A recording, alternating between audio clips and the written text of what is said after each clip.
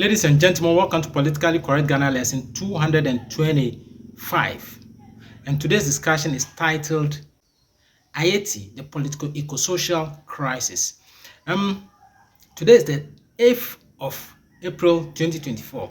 And you may have read or you may have heard that Haiti is in crisis. It is not a gang crisis, but it is a political, economic, and social crisis. What do I mean by that? Politically, because it is leaderless. The one who forced himself into leadership, Ariel Henry, to the presidency, become the president of Haiti.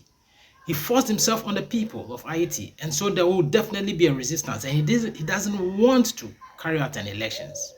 And that is so common with Haiti, historically. Okay, then economic, because he is not a selected leader. The people didn't select him. People have decided that he should go, and he's resigned.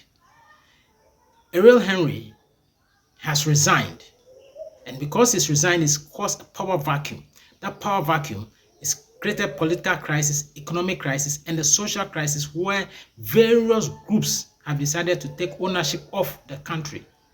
Various groups have decided to take pocket ownership of the country, and so that's what they call the gang crisis.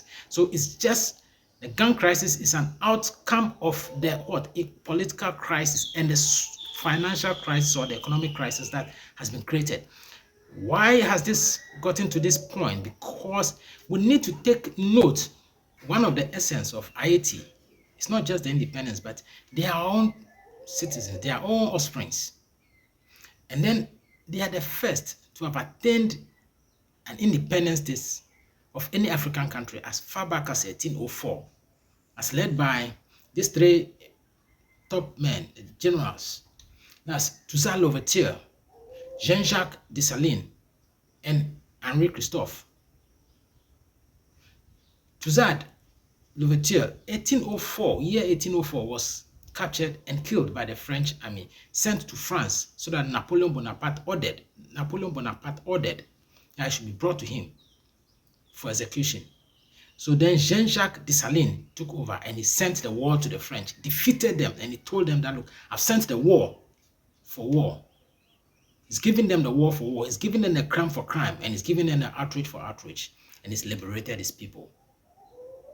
That is a man that Africans must cherish. These are the three: Henri Christophe, Jean-Jacques Dessalines, and then Toussaint Louverture. These are three Africans that we must celebrate, but we are not celebrating them as far back as 1804. Now we have our offsprings there. We have to save them. 95% of the whole population of Haiti are Africans or descendants of slaves from Africa. So it means that Haiti is predominantly an African country. And what's interesting is that they are the first to have attained the republic status among African countries or African people. And they are the second to have attained independence in the world besides the United States of America. That is a very important country for we Africans, and we have to know who are those there. DNA has shown that the descendants of the slaves in Haiti are from Senegambia, Togoland, Yoruba, Nigeria, Benin, Ghanaians, Congolese, Cameroonians, Madagascar. DNA test has proven that. So it means that because most of them are now drifting away from the city to rural communities, there's nothing. The place is not safe anymore. So it becomes incumbent on African leaders, those countries whose natives are there, those countries whose citizens are there by virtue of slave trade are there, would have to think again. Kenya wanted to send a police force there, but they couldn't. Legislatively, they didn't get a chance. So then countries that have their own ancestral children of their ancestors in Haiti must go for their citizens. Ghana Tourism Board, this year of return, this is a time you have to know what it is. This is a crisis situation, and you have to act appropriately.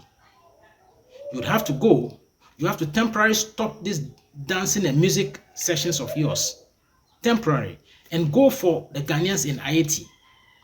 They are the offsprings of Ghanaians in Haiti. They are a large community in Haiti. Large community of Ghanaians in Haiti. So you have to go for them. Just like in 1983, Mr. Rawlings had to go for Ghanaians from Nigeria. It is time that Nana Addo, the president of Ghana, has to go for Ghanaians in Haiti. Then, of course, we have Senegal. Senegal, that your program, the return, you have to temporarily stop it, temporarily halt it, and go for your citizens, the children of slaves, your citizens who went into slavery.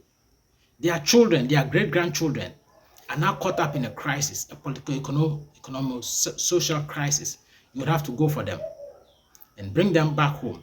Then, of course, Nigeria, who is chasing bronze.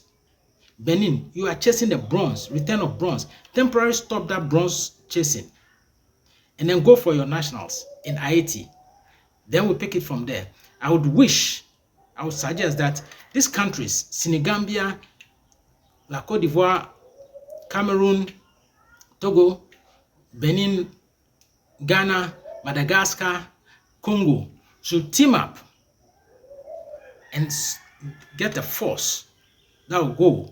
First, they must think of how to create peace.